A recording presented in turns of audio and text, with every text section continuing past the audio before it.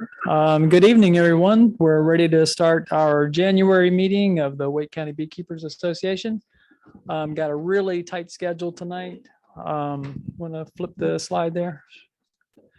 We're going to start off with the business segment, and then we've got two speakers. There's an update on the NC State Bee Lab from Charles Heatherly, and then we're going to talk about swarming with Dana Stahlman.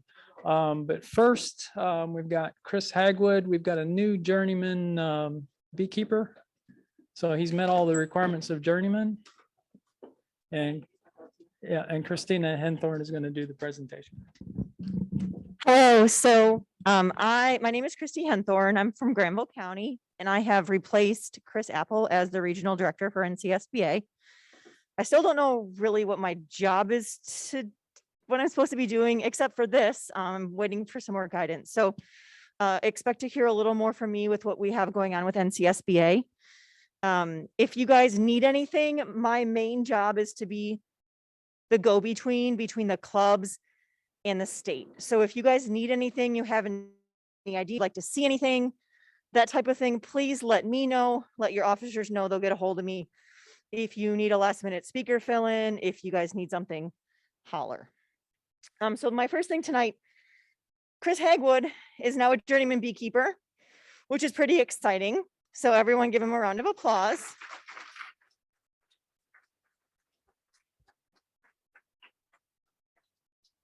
Does anyone have any questions about the Master Beekeeper Program, certified, journeyman, etc.?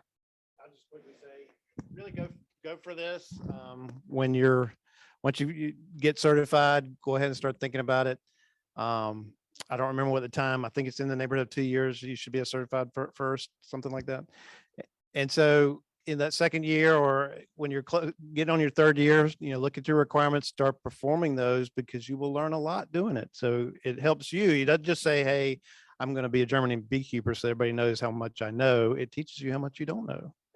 So it's a great thing to go through so that you can learn more. It really helps you to force you to learn more. So I appreciate it.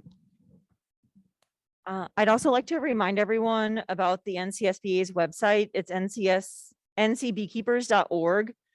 We have a ton of different programs available to the membership, and almost all of your questions can be answered on that website. So if you're questioning the certified beekeeper information, or there are quizzes and little games that change monthly to help you study for those tests. The certified honey producer program, lots of different things. We also started a program at the state meeting in November. It's called Apeability. It's not been released yet. They're still working on some funding, but it's a faith-based beekeeping program for differently abled people. And so we have a PhD that's working with Dr. Tarpey to get funding to put together a program so that we can be an all-inclusive organization, which I think is pretty awesome. Also, I'm president of Granville County, and I wouldn't be doing my job without talking about the Bee Jubilee real quick. Has anybody here been to the Bee Jubilee in Oxford? Well, okay. So I'm going to pass out some business cards. It has our information on it, which you guys are here, but you can also come to us too if you want. We have a lot of members that go to multiple clubs. The Bee Jubilee dates are on the back. We're always looking for people to come participate. We would love for you guys as a club to have a booth. You can do a member drive. We generally, this last summer, we brought in about 1,500 people. They came in from South Carolina, Virginia, and if I had to guess, probably at least 20 different counties. People drove in from the coast. We generally have about 100 vendors, bee, agriculture related, homegrown hand.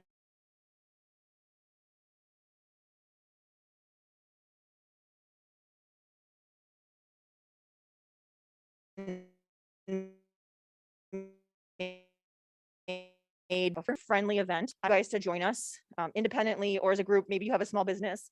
Take a card and please see me if you have any questions. I'm also going to pass around my cards. If you guys ever need anything, just holler. I'll start with you on that. And then the last thing, which is not specifically bee related, but our Granville gardeners are doing a home and garden show called the Granville Gardeners Expo in April. It's a free home and garden show, and it's not as daunting and scary as the one at the fairgrounds. So if you like plants, especially locally grown plants, we're going to have a lot of pollinator plants, a lot of home agriculture based vendors as well. We're also looking for vendors and workshop people. So I'm going to pass that around also if you guys have any interest in that. Any questions for me while you have me? Super. Thank you very much. All right, thanks. So we're gonna get on with the business portion. Keith, if you could change the slide.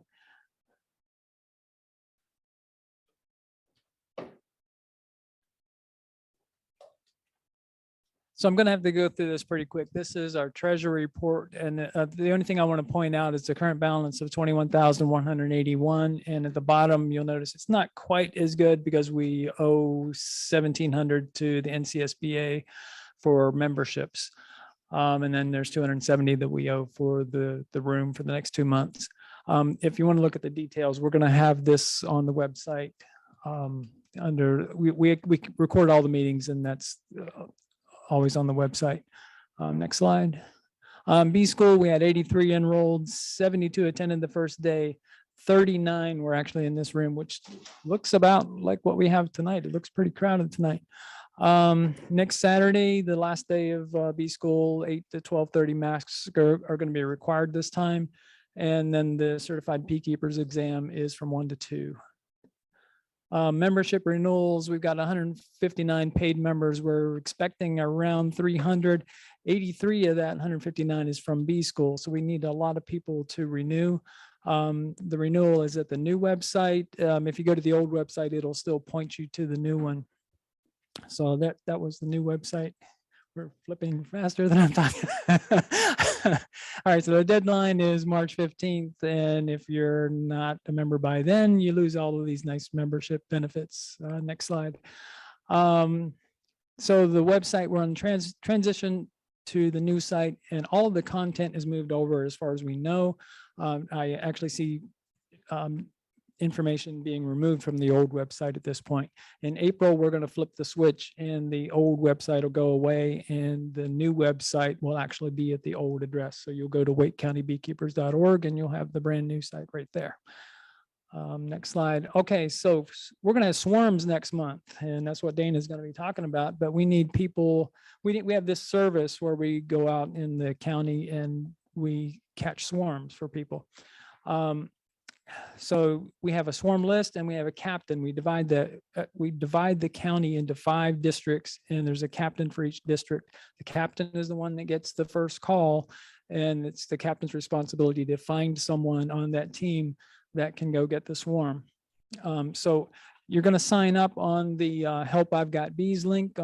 You can go to either the old website or the new site and click on that, and then just follow the links to the sign up page. And on there, it'll ask you if you are willing to be captain, and then we'll pick a captain from those that are willing. Next slide. Let's see. So volunteer assignments. So there's 4 that are already picked, and they're the same from last year.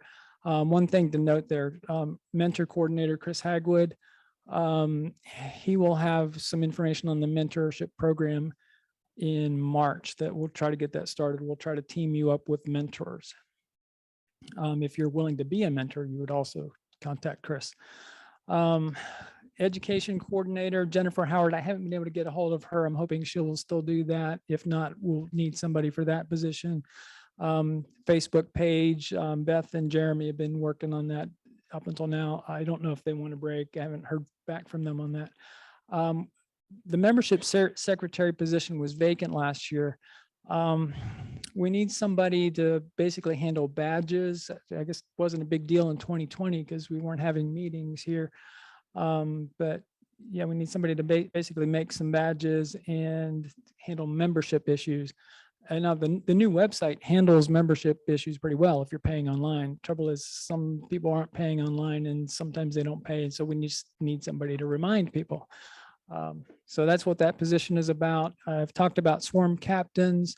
We would also like a swarm list coordinator, and their responsibility would be to once a month, you would text all of the captains and you basically just find out how many swarms that district caught. I'd kind of like it to be more than that. I'd like when you catch a swarm, you know you're going to pull out your camera and you're going to take a picture of the swarm, right? So maybe you could send that to the swarm list coordinator if you do. It would be nice if you would describe how you caught the swarm. We could make a nice page about swarms, I think, then that would be interesting to have. Event coordinators, there's 3 big events that we have starting in August. There's the Honeybee Day at the State Farmers Market. There's Bug Fest. I think they'll probably have it this year, I'm hoping. And then there's a State Fair display booth. It would be good to get started on that as soon as possible. So if you're interested in being a coordinator for that, or just to be on a committee to decide what we're going to do, what you do, just go to the contact page and you can send me an email, Jim Bly, Vice President, and just let me know that you're willing to work on one of those committees or be a coordinator. Next slide. All right, so this is the meetings for the remainder of the year. For the next 2, we're at Pullen Park. I've got a question mark next to Wake County Commons, but I'm pretty sure we're going to be there for the rest of the year except for November. Okay, so we will be at Wake County Commons for the rest of the year except for November. But the next two are still here. Okay, next. All right, so I think we're up with Charles Heatherly. He's going to be on Zoom. Charles needs no introduction. He's been a member for quite a long time. I think for the last 10 years, he's been saying he's been a beekeeper for 20 years. I'm pretty sure he's been a beekeeper for 30 years now. I think he's also like the historian for the NCSBA. Charles is going to give us an update on the NCSU Bee Lab. Thank you, Jim. Am I on? Can you hear?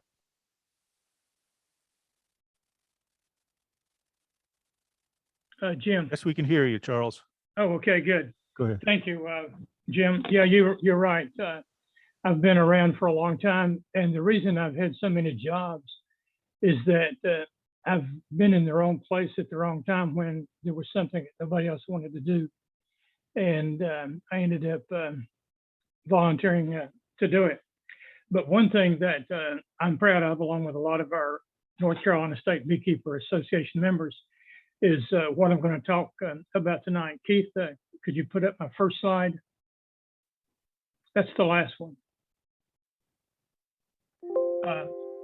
That one. We first, the apiculture program at NC State has been one of the most outstanding programs in the country. Dr. Tarpey has been here for going on 20 years and has done some remarkable research working out of a limited facility. And he, when we first moved into this back in the mid-90s, it was, pretty good. It didn't leak, didn't have any mold. The foundation was reasonably strong, but without constant maintenance, it deteriorated over the years. And about 6 years ago, it came to the attention of the beekeepers that it was in either great need of repairs or we needed a new lab. And an assessment was made of it, and it was determined that this building wasn't worth repairing. So we began an immediate effort to go to the General Assembly and ask money to build a new lab. We managed to hobble along for several years, but then in a couple of years ago, the North Carolina Fire Marshal came down and posted this notice on the board. That will really make your day a bad day, to come to work one day and find out that you've been locked out of your primary place of business. And so we got desperate then to go do something else. Keith, I just saw where you had posted my current PowerPoint up. So Charles, hold on a second. I think I pulled up the old one, not the new one. So I'm going You did? to swap presentations just to make sure. Okay. Okay. Anyway, the state beekeepers have been very active in the legislature for a number of years. And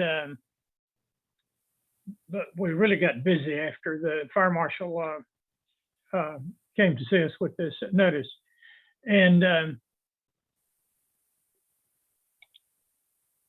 do I have, oh,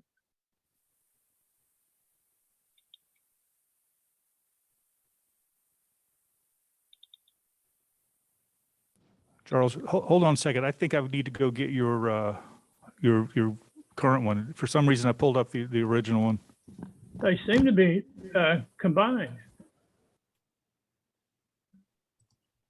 Anyway, our legislative committee got very active, and we invited several members of the General Assembly to come and to tour the place. And we made a couple of friends. You know, the process by which we got this funding is a Civics 101 lesson in how to deal with your General Assembly. Keith, I still can't get my slide up. At any rate, one of the first things that we did was invite the members of the General Assembly to come over and take a tour of it, and to just show them how urgently we needed a new lab. The first legislature that actually did it was Charles Graham from Robinson County, and he arranged a meeting with the joint House Senate Agricultural Committee, where we went and made a presentation. They agreed that the need was terrific, and then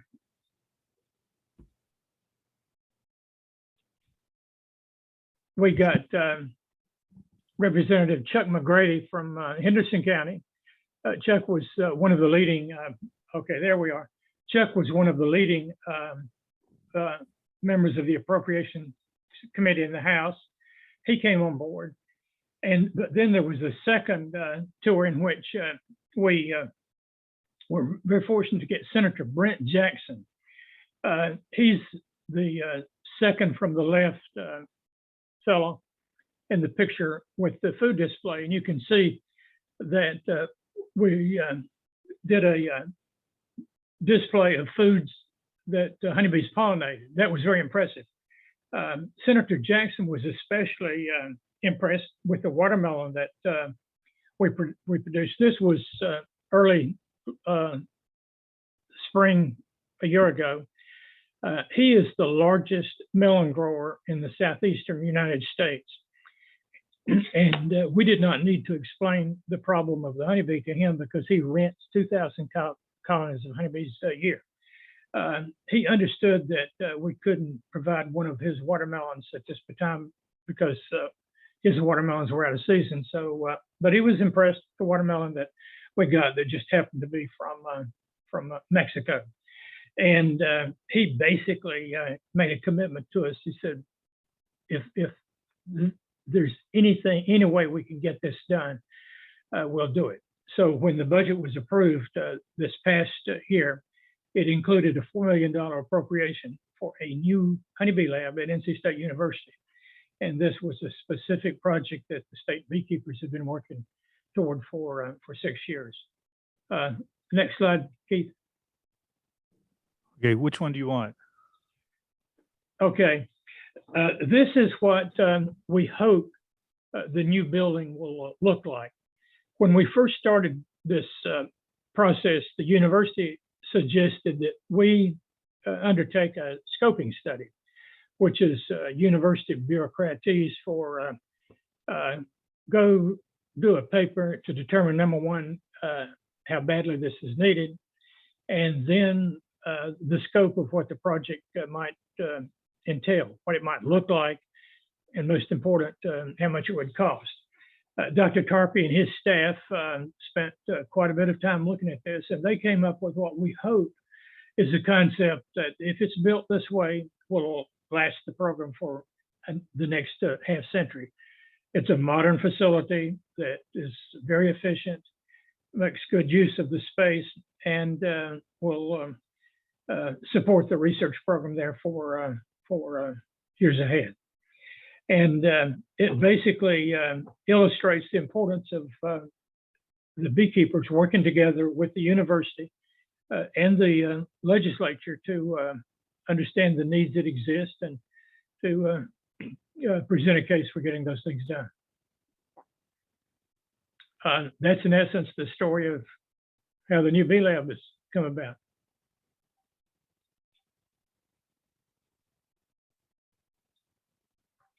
Thank you, Jim. Keith.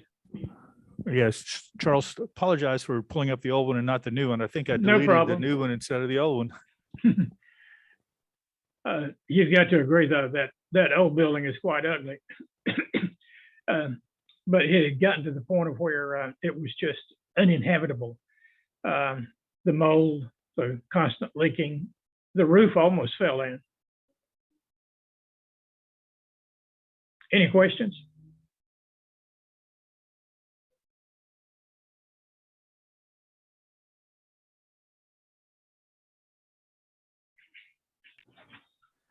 All right, next up, we have Dana Stahlman to talk about, are you ready for swarm season? Dana is an author of several books and CDs on beekeeping. He has published articles in Bee Culture Magazine, Speedy Bee, and many local newsletters. He was a member of the Ohio State Buckeye Garden in the early 1980s, where he came to know Walter Rothenbuehler and Vic Thompson, known for breeding efforts to develop bees resistant to American foulbrood.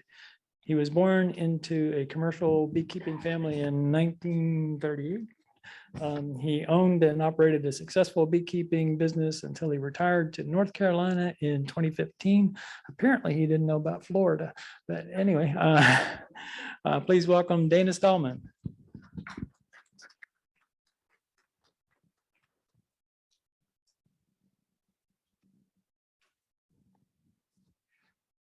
Well, I was in this room last week. And if you are a member of that new beekeeping class, you get the pleasure of watching me again. The question of swarming came up as we were planning that calendar. In fact, Keith Buchanan is basically responsible for organizing us to come up with that calendar. And I would have never put swarming down for January. You have to be into Florida. There are some swarms now being reported in Georgia, in Florida. Georgia will be coming along pretty quickly. And then in another month or two, we'll be in swarm season here in North Carolina. I would say to you that we've had a very mild winter. And that is reflected by the amount of brood that we find in our hives today. If you are a beekeeper that has live hives, you probably will have swarms very early this year compared to what you would have had in previous years. My slides are basically presentations of topics, and I welcome any questions that you may have. The first slide, basically, I can't read the top, but this is nothing more than an introduction to swarming. You need to realize that you can buy books that explain the topic swarming, and there are so many methods for controlling it. I just don't have the time to do that with a brief presentation like tonight.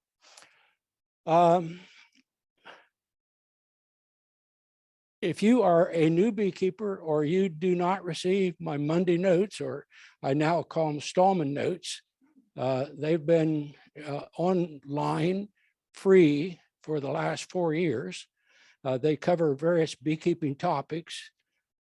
If you see my email address up here and you want to copy it down, all you need to do is contact me and I'll add you to the mailing list. One of my jobs every week is to come up with a new article for this coming Saturday. And this week, I've been working on procrastination. So I think a lot of us procrastinate when it comes to keeping our bees.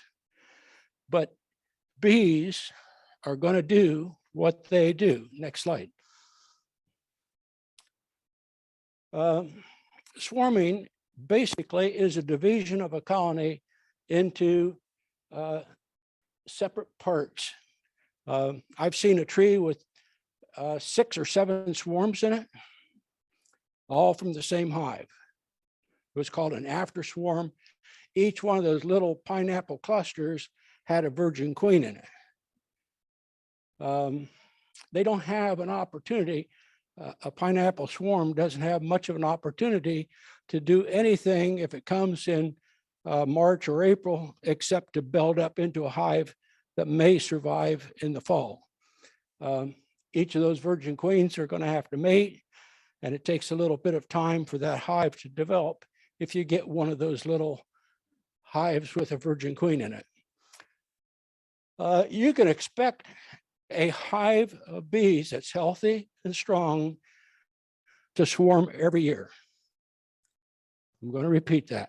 Every year, normally, wild bees, because they're confined to a tree, a small area, will swarm. So if you have wild bees in the neighborhood, you will be finding swarms. How many of you have caught a swarm at some time or other? They'll be tall, way up in the tall part of a tree. They'll be actually on the ground. Preferably, we would like to be where you can reach them with a ladder, at least a step ladder. I know a person in Columbus, Ohio, that spent $50,000 getting a swarm. Yeah, that was for hospital costs because he fell off the ladder. So you need to be, very careful when you climb a ladder just to get a hive of bees. It's a whole lot better just say goodbye and just let them go. So how many of you are just starting? How many of you would like to catch a swarm? Get on the swarm list. Make sure you get on that swarm list. And if you are a beekeeper already, how many of you like losing your swarms? No. The easiest thing to do is set up bee traps. So they're called swarm traps, and catch your own swarms. I see Keith over here kind of shirking his shoulders. But if you have somebody in your neighborhood someplace that is keeping bees, and those bees are likely to swarm, they will go around. The scout bees will go around searching for various locations to go.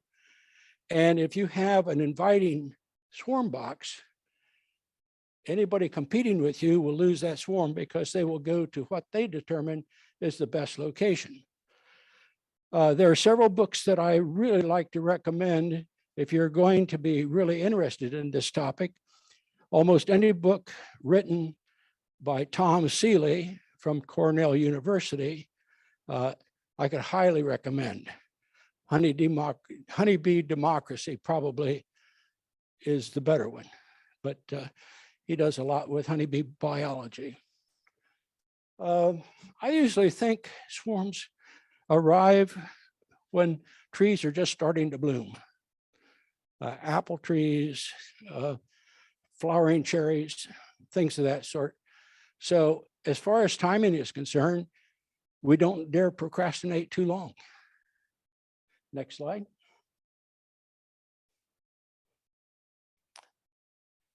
How would you get this swarm out of this tall pine tree? Okay, come on up here. This was not part of my, bring that with you. This was not part of my talk, but this swarm vacuum kind of showed up.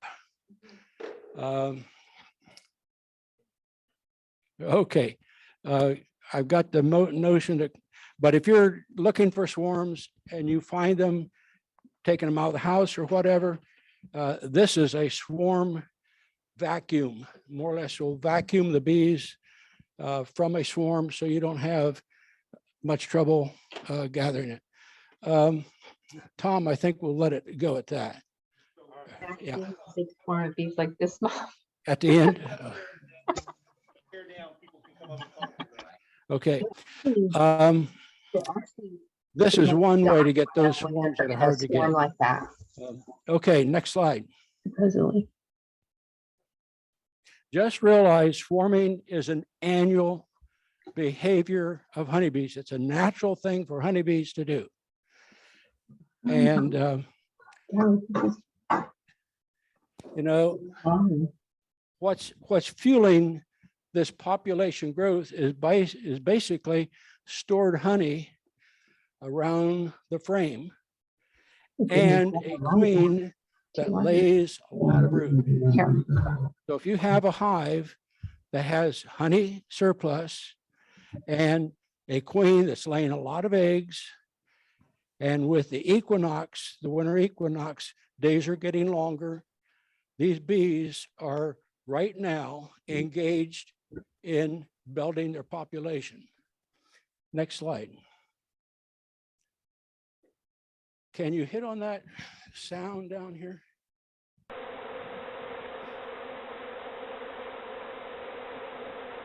Can you hear that? One of the most exciting things. I've been working in bee yards many years. I'll be out there working and I don't have a camera with me, but here comes a big sound, a buzzing sound, a cyclone of bees just whipping around in a circle, and you cannot run fast enough to keep up with them. First thing will happen is they'll go up and over trees, and they will just plain disappear. And in those cases where I've seen swarms leave a hive like this, I have tried to follow them. And quite frankly, when they talk about bees flying 15 miles an hour, I don't know how fast you can run, but you have to be able to climb fences, do whatever, just trying to stay up with them. And when they get to the location where they're going, it does not take them long to occupy that cavity in a tree or enter a swarm trap. It's pretty quick. So as far as this talk is concerned, swarming has a number of causes. Christine? I was just going to suggest if you observe a swarm, try taking them down. I've actually had really good success with that. Okay. Do you know what tanging means? Grab a couple of pots and just tying them together. Or whatever you have in your car. A horn would work. I literally use a Okay. Now that's kind of an ancient practice, and a lot of people will disagree that the bees will come down for you, but at least try something. As Christine is mentioning to you, she has used it successfully. Okay. Nearly all causes of swarming are within your control if you have a hive of bees. And there is a difference between controlling a hive and working with a hive, managing it not to swarm. Okay. Let's go to the next slide. Strong overwinter colonies begin brood rearing in late December. Bees begin consuming honey stores, which stimulate the queen to increase egg laying. What happens if your hive runs out of food during this period of time? They are going to starve to death. So by feeding a hive, you are actually stimulating the hive to swarm. Next slide. The causes. I looked through a number of bee books as I prepared this particular slide. What are the factors known to cause swarming? Congested brood nest. How many of you know what that means? A congested brood nest. Okay, for those of you who don't know, it just means the bees have filled all the cells up within their nest with honey, nectar, pollen, and the queen has no place to lay any eggs. All the cells are being used. So they'll have cap brood, but the result basically with a congested brood nest is this. Young worker bees who have tasks to perform are out of work. In other words, the young bees are laid off, so to speak, because they are not feeding young larvae. They're not building new wax comb because of a size that the nest is occupying. And you will see bees hanging outside the hive, even on cold days. Okay, there are some bees that just swarm excessively. This is a breeding problem. Some worker bees that you buy, some queens produce worker bees that are just prone to swarm. And that would be probably Italians. Italian bees build up very quickly. They produce a lot of brood. And you can hope that when you start your package that you get bees with genetics that are not prone to swarming. Weather is another factor. The warmer it is, the quicker the hive is going to build brood, and the earlier you're going to have swarms. What is the earliest swarm that anybody in here has seen here in Raleigh, or the earliest? Who said February? Okay. So when should you start controlling swarming? Now. Yeah, go out and find out what's going on in your hive. If you've got a hive like some of these pictures I'm going to show you, you better get on it real quick. Okay, ventilation. If the temperature within the hive is rising because the heat generated in the brood area is about 92 degrees, even on a cold day, the bees maintain that heat temperature. And what this means is, in order to have good ventilation in the hive, the bees have got to open up the air passages within the hive. So bees will normally move out of those passages so that they can get ventilation. One factor that a lot of people don't realize is something called the queen pheromone. Plays a very important role in a hive of bees. How many of you do not know what queen pheromone is? Have any of you seen it in action? I can take a queen, like I'm out in the bee yard with my truck and she's kind of a nasty, mean old son of a gun. I could take that queen and smash her on the bed of my truck, kill her. And in no time at all, the bees that are flying around the bee yard will end up in a cluster where that queen is located, smashed on the truck. Her pheromones, that are the scents that she sends out, the bees are attracted to it. And if there's lesser amount of pheromone, the bees are going to be more likely to swarm. Next slide. Probably the most major problem of swarming is the lack of room to expand. If we want to talk about management, there is a time when we need to start adding supers to a hive. And that gives them more room to expand into. If you have drawn comb, you'll reduce the amount of swarming if you add supers. If you add new foundation, there's a question. Bees sometimes, once they think about swarming, they'll continue to swarm, even if you add new boxes to the top of your hive. How many of you have seen a hive that's got bees on the front of it? Very good. Last summer, all of my hives had a lot of bees hanging on the front. We call that bearding. And the reason they're out of the hive is because it is getting congested.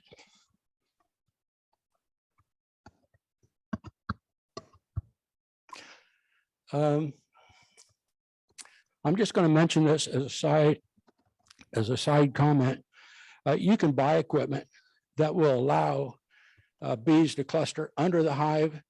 There are various things that you can buy. You can have, as C.C. Miller had, a 2-inch bottom board. Can you imagine a bottom board 2 inches tall? A rack that could be slid into the under the bottom board or under the top brood box, which would also give the bees a place to hang on to and cluster. If you see this in February or March, you have a swarm in the making. Okay, next slide. When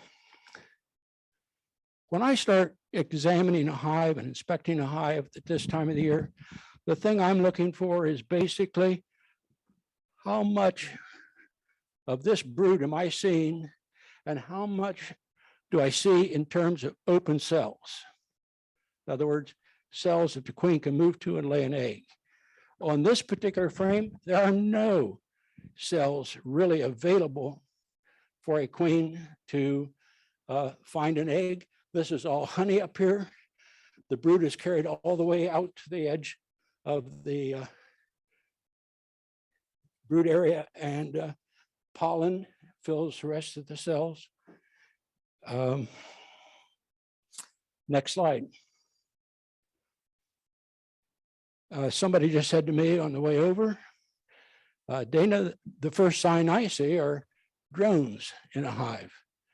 When I see drones, I know that this hive is reaching that point where they are going to think about swarming at least probably 20 days before they start building queen cells.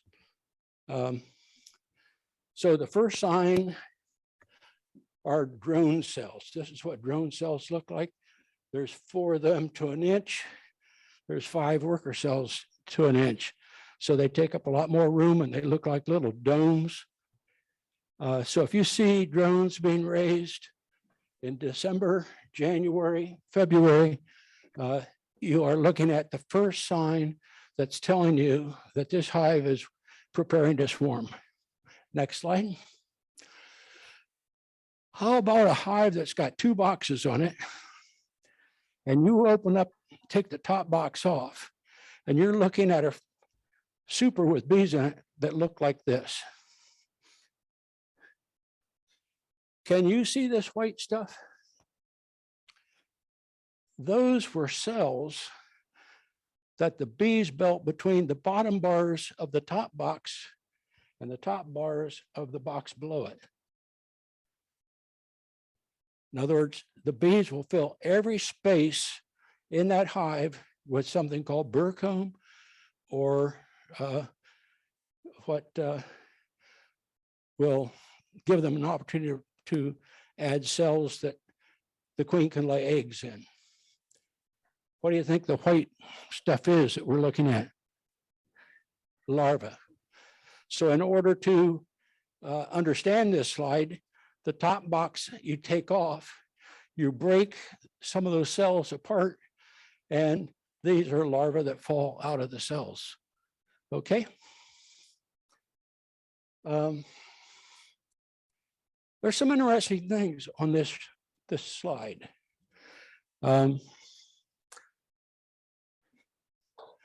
Note these little things down here. The bees have started something. Does anyone know what those are? Those are called queen cell cups. And you need to look in those cups. And if you see an egg or a young larva, you are facing the prospect of a swarm in short order. We know this from bee school. It only takes 16 days from the time an egg is laid until a queen emerges from a mature queen cell. 16 days. If you see a cell being built like this, how many days do you have before a queen is going to come out of that cell?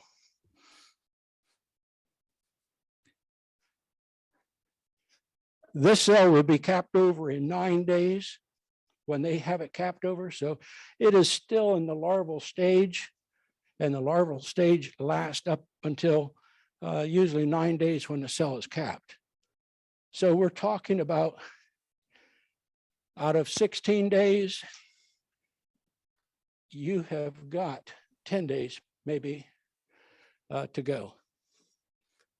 And the swarm will leave, the old queen will leave the hive before the queen cells actually begin to emerge, or before the queens emerge from the queen cells. So actually the timeline is, you see this, you better start doing something today. Because if you procrastinate, you may wait too long. Next slide.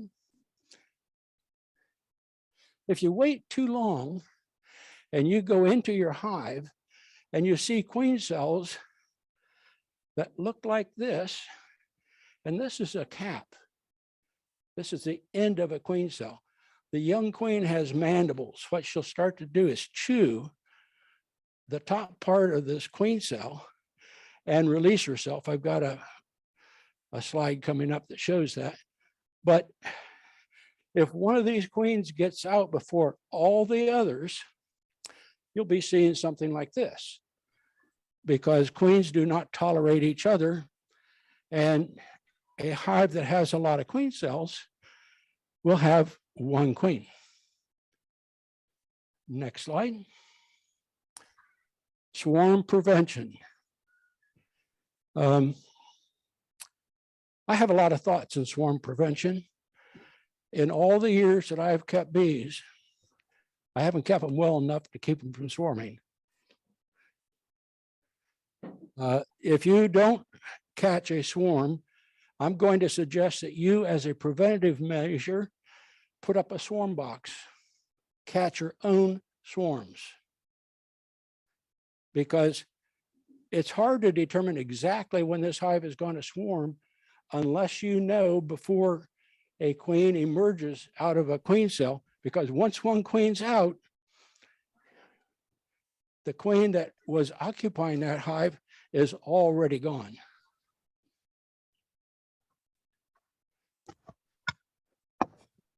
So what do? We won't have any drones at all in our hive at the early spring, maybe January the 1st, but by mid-January, you'll start seeing the bees building drone cells. And then it's going to be 24 days after eggs are laid in drone comb that you start getting mature, actually not mature, you start getting adult drones. They'll be seen among the worker bees on the comb. Do you know it takes drones, after they come out of a cell, about 2 weeks to mature, so they can actually mate with a queen? So instead of 24 days, from the time the egg is laid until the drone comes out of its cell, we call that emerge. You add 2 weeks to that, and that drone then will be taking flights on a daily basis to find a queen to mate with. Queens need approximately 20 drones. People have asked me, how many drones should my hive have? The normal population of drones in a hive is somewhere between 300 and 500. That's normal. And of all of those, the drones that are successful in mating do not survive.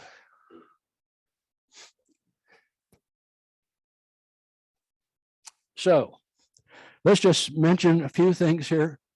You can start providing some room for the bee nest. One would be you can add supers. I prefer putting drawn comb because the bees will move into that much quicker than they will foundation. We can do checkerboarding. Is that a new term for you?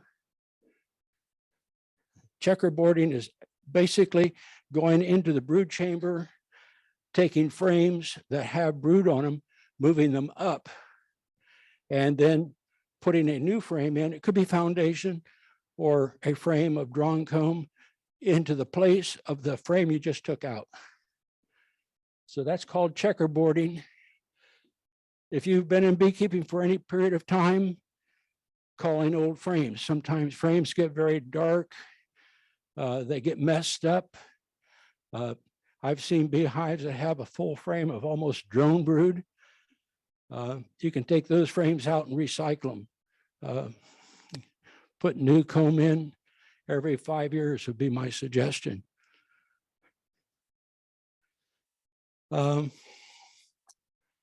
Whenever you put new foundation into the brood chamber during this early spring buildup, bees will draw a foundation. How many of you had trouble having foundation drawn later in the season? Okay, you should not have any problem with bees drawing comb early in the year. Bees with a large population of bees, certain worker bees develop wax glands and they go to work very quickly. Later on in the year, you don't have the food coming into the hive, and the wax glands and the worker bees are not going to be as active.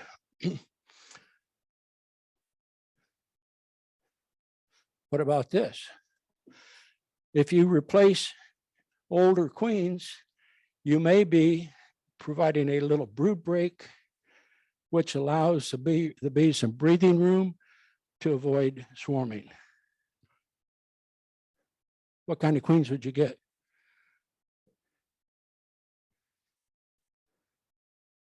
Try to buy stock that is known to be swarm resistant. In other words, they don't swarm as much as some others. And usually you can talk to breeders and find out whether the bees that you are, or the queens that you are buying, whether they are prone to swarm. Some queens, by the way, are prone to be mean. And you can't tell by just looking at a queen. When you buy a queen, usually we don't have the slightest idea what our queen is doing when we buy a package of bees. We have to wait until we see the bees that are born, the new cycle of worker bees in that hive, because the older bees are going to be from another queen mother if you buy a package. And then this queen will produce brood, and that brood will have a certain characteristic that is going to be something we can identify. They get up and go to work in the morning. Some bees don't. They sometimes have an attitude problem. And we can correct an attitude problem by replacing the queen, but then you have to wait 40 days for all the old bees to die. And so it's a process that is ongoing. I can't tell you, if you do this today, then this is going to happen, because the bees inside the hive have a democracy. They decide what they're going to do. They decide if the worker bees don't have any jobs to do and the queen pheromone is low, they're going to automatically replace that queen. Okay. I do want to mention this, brood interruption. Whenever you replace a queen in a hive, you put a new queen into the hive that's in a cage. Basically because the new queen going in the hive does not have the same pheromone that the old queen had.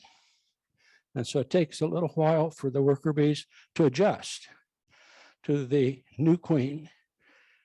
And if you don't do that, usually just by, I've got a story to tell you.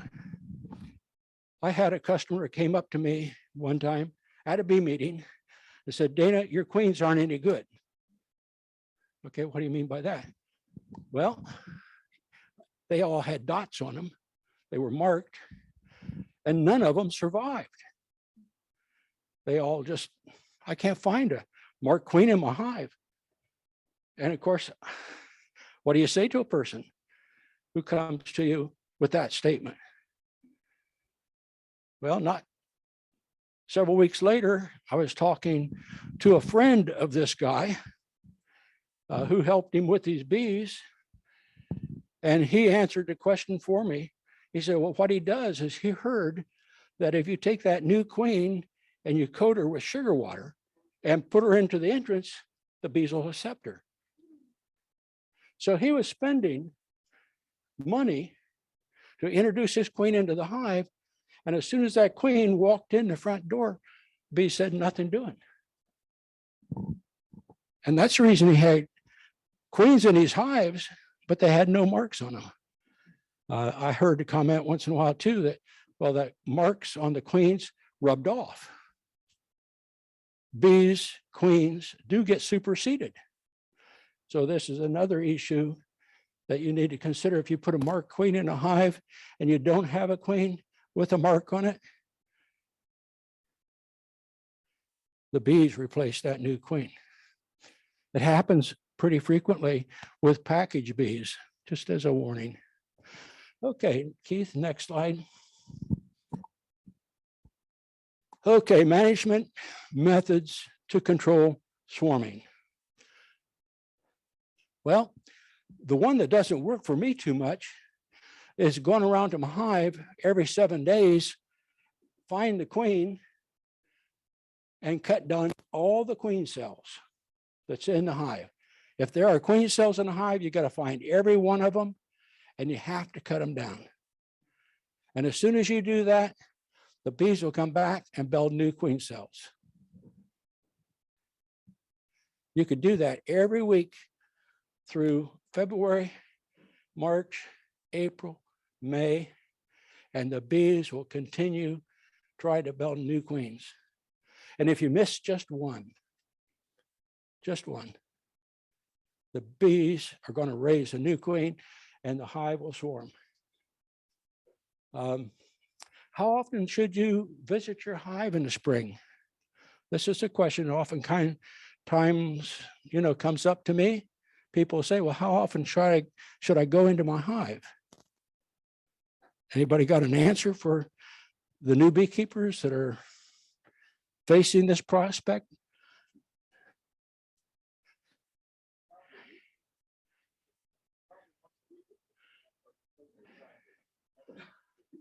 Probably once a week, Heather. I would say whenever you need to, but at a minimum, weekly, check the boxes and look underneath your swarm cells along the bottom. Very good. Weekly. You need to be checking for queen cells. Well, you could take some cells out and start nukes. Make what's called an artificial swarm. Why let them go to the trees? In other words, you can start making increases, and very good increases in the spring of the year. You think about those bees hanging in a tree. Wouldn't it be nice to have them in a nuke box?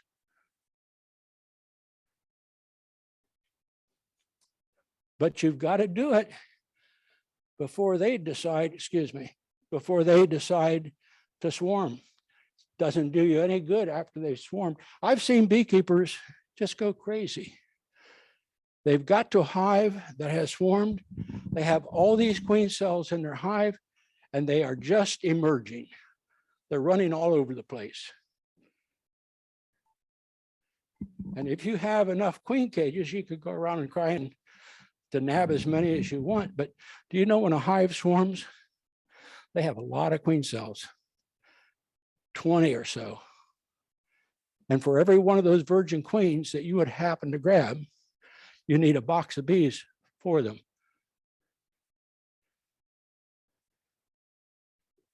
"15 minutes. Okay. You can clip the queen's wings so she can't fly. Do that with real expensive queens. But even though she can't fly, she'll be down to the front of the hive, maybe crawl in under the hive. Some of the bees will crawl up there with her, but still the young virgin queens most likely will swarm with many of the older bees. They just are tuned up to do that. Snellgrove swarm control, that is more or less an English method that has been used over many years. It requires a board called the Snellgrove board. It is designed with a lot of openings around the side of the board so you can move frames of brood up. Any queen cells or anything like that, you can move up and make a split. The Damari system is a system to get honey and not have any swarms. Essentially what you're doing is moving the brood frames up into a top super where the new bees will emerge, add to the bee population to gather more honey, and you put new comb down into the bottom box or the brood chamber, which opens up the congested area that was there. And then the last thing I mentioned here is swarm traps. The easiest thing to do. The very easiest thing to do. Put them in some tree or something that is at least, I'd say 8 feet above the ground. Bees don't like to swarm into something that's lower. Okay. Okay, we've got a series of little slides. I'm just going to make comments about them. Here's a swarm cell. And you don't see it here, but it does have an egg in it. It is got a young larva growing. That means that hive needs immediate attention. Next slide. These are young queen cells. Oftentimes they are grouped. If you want to take one queen cell, you're going to have to maybe cut this one out and then take 2 of these here to use them as starting a new nuke. But these are peanut shaped. You see peanut shaped cells, they're all facing toward the ground, and you can be guaranteed that they will produce queens. Next slide. Anytime I see a hive that is wall-to-wall bees, I have to do something about that population problem. I absolutely have to add supers, and I better be pulling frames and checking, as Heather said, just hinge. If you've got a 2-story hive, you can just hinge the upper story so you can see the bottom of the bars that are in that box. And queen cells will be, if they're going to be swarming, you'll have them lined up along the bottom bar. Next slide. This is a hive I would love to have. I mean, as a commercial beekeeper, a hive like this is going to make me money, not from honey. I can take those bees, shake them out, blow them out, whatever I do, whatever method I can use to make up packages, and I can sell those bees. I can go on the internet right now and buy bees by the pound with no queen. And it may be that later on in the season, you have a hive that's not doing so well. Somebody might be willing to take all these bees bearding on the front of their hive, shake them into a package, and maybe get $10 a pound, equal to what a pound of honey is selling for. Has anybody thought of that?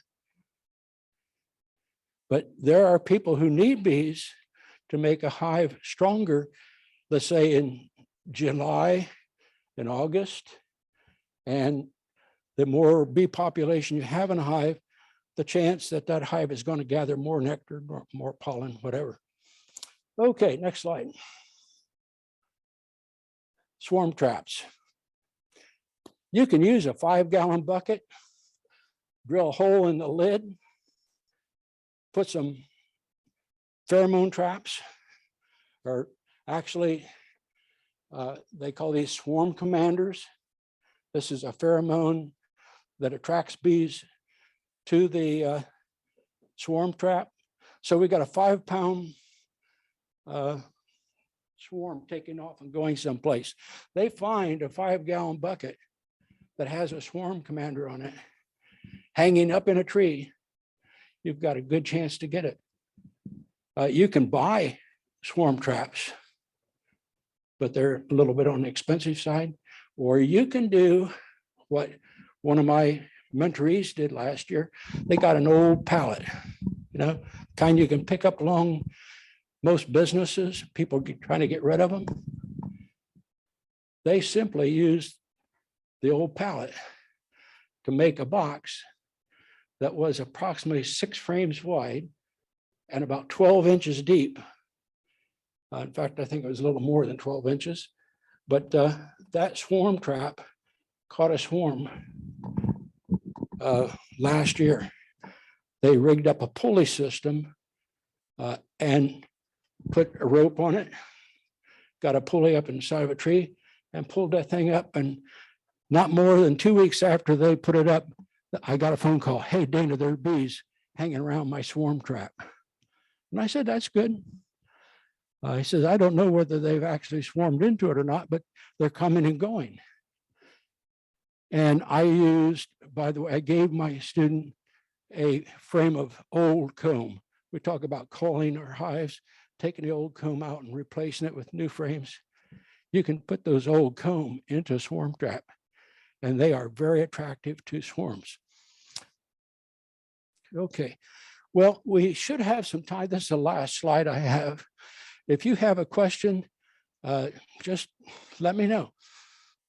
Back here. I want everybody to hear. If you have your, oh goodness. If your bees leave and go to the swarm trap, will they return? Like, can you put them back into the same, or you have to have a whole new set? Okay, interesting. Yeah, a very good question. Honeybees become feral bees once they leave your hive. Now, if for some reason the queen doesn't make that trip with them, yes, they will return to your hive, but they will also still be ready to swarm as soon as a virgin queen is ready. What happens if your hive goes into your neighbor's swarm trap? You see them go. Do you realize that you cannot trespass to recover? If you don't have permission to go get that hive or to get that swarm belongs to the person that actually has them now. They used to be that they put marks on trees and things, and they said, this tree, I just found my swarm in it. This is now my tree. And through the court systems and things that we have, that's not your tree. The swarm is like a rabbit running around, and you say, this is my rabbit, but it's on your neighbor's property, and they've got a shotgun. Okay, any other questions here? What happens if you want to go on vacation, but you still have to work on your bees? What do you do? Oh, this is an excellent question. Did everybody hear it? What happens if you go on vacation and your hive happens to swarm? Well, this is what I call preventative medicine. If you know you're going to be gone, make sure you're doing your hive management to control swarming. In other words, you could, if you have queen cells present, you could start making more hives. That reduces the congestion within the regular hive. Cutting the queen cells, if you're going to be gone 7 days or more, won't work. You could add more supers, but I'm going to tell you that if you add supers that have foundation in them, that's not going to really work with the bees if queen cells are present. Anybody else have a thought on that particular question? Yes.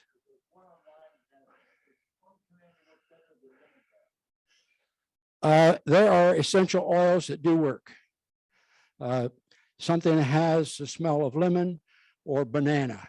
Some people take banana peels and put them into hives. I can't tell you whether those are better, whether they work better or not, but Swarm Commander is a pheromone that is a product probably that does use some lemongrass, and maybe other essential oils.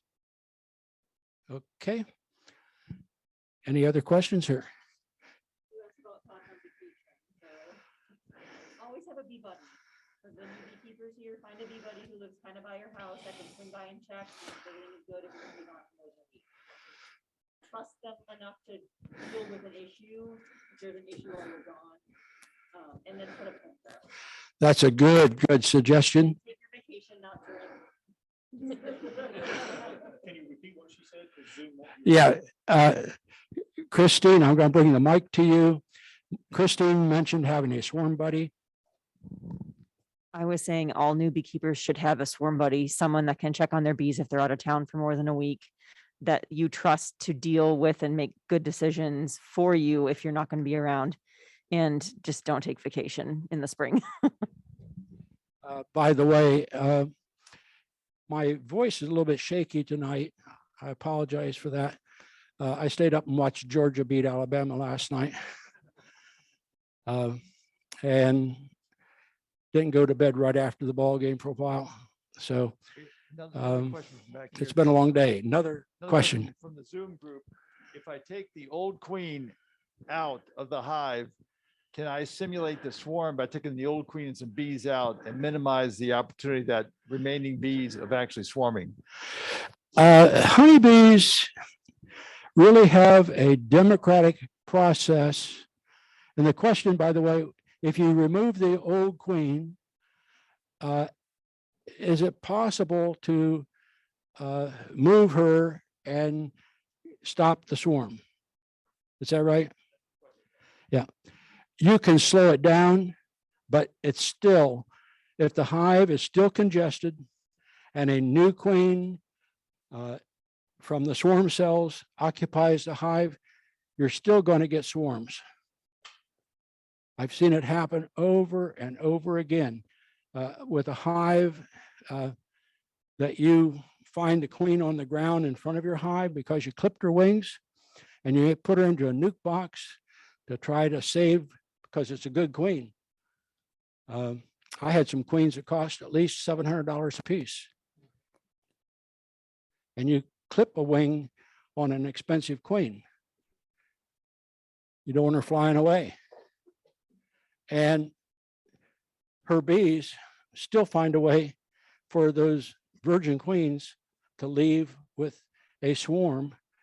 I try to prevent it, but you just can't, because the bees have a mind of their own. They do. I don't care what a bee book tells you. We can talk about the events going on inside of a hive, but we can't get inside of the brain of a honeybee to decide what kind of a mutual agreement they all make about what their needs are. And if their needs are to gather nectar, they'll go out and gather nectar. If their needs are to get water, they'll go out and get water. But when it comes to swarming, it is a democratic decision that those bees make. Scout bees are out looking for a site, and if they find a site and there's a queen to go with the bees, they will go. Okay. I thank you very much. I do apologize for my shaky voice, but we hope that this helped you a little bit. Okay, thank you. All right, thank you, Danny.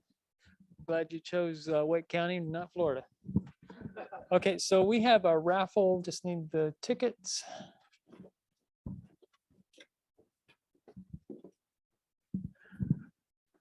I guess, are we still on online? Yeah. All right, well, so thank you everybody for attending online. We're just gonna wrap up with a raffle ticket, a drawing here.